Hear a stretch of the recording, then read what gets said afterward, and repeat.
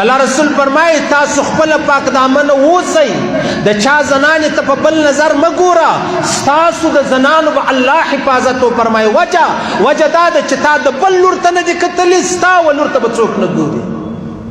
تا د بل خور ته نه دي کتلي ستا و خور ته به څوک نه ګوري او محمد رسول الله فرمایي په خدای دې مې قسم وي که چا د چا و لور ته په بد نظر وکتل ستا و لور ته به په بد نظر کتل کیږي که چا د چا و خور او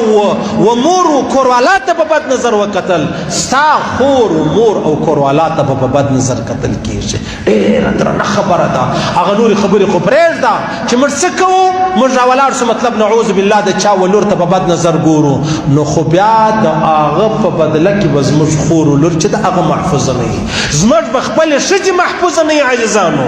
زموږ به خپلې ښځې محفوظه نه وي ډېر والله اوس خو بدکاري عامه سوه عزیزانو بدکاري دومره عامه سوه چې په مسلمانانو کې په پښتنو کې کر سره دا بدکاري عیب نه دی